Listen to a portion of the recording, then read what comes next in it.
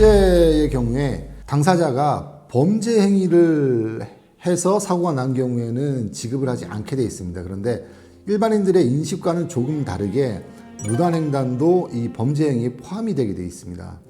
사실 무단횡단이라는 게 다른 사람들도 좀 흔히 하는 경향이 있기는 한데 중대한 범죄 행위라는 거는 별로 생각하지 않지만 산재에서는 원칙적으로 무단횡단을 하다가 사고를 당했을 경우에는 산재보험금을 주질 않습니다.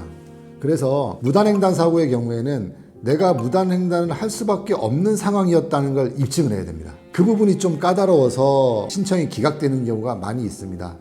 그런데 제가 최근에 한 그 사례로는 우리 쪽에 무단횡단 과실이 있기는 있었는데 상대방 측도 20km 이상 과속을 한 사건이었습니다. 그런데 그 사건에서 맨 처음에 근로복지공단에서는 이 무단횡단을 한 것이 통상적인 출퇴근 경로나 이런 게 아니다라는 사유로 첫 번째는 산재 인정을 안 해줬는데 제가 입증을 좀 해서 이게 통상적인 출퇴근 경로가 맞다라고는 인정을 받았는데 나중에 또 다른 사유를 들어서 좀 전에 말씀드렸던 무단횡단이 범죄 행위이기 때문에 산재가 안 된다라고 해서 결국 법정까지 간 적이 있습니다. 물론 법원에 가서는 아까 말씀드렸듯이 상대방의 과실이 훨씬 더 크고 우리 쪽 무단횡단 과실은 굉장히 경미한 과실이었기 때문에 이거는 산재 인정 대상이 되어야 한다라고 주장을 해서 그게 받아들여져서 근로복지공단에서는 계속 거절을 당했는데 법원까지 가서 인정이 된 경우가 있습니다.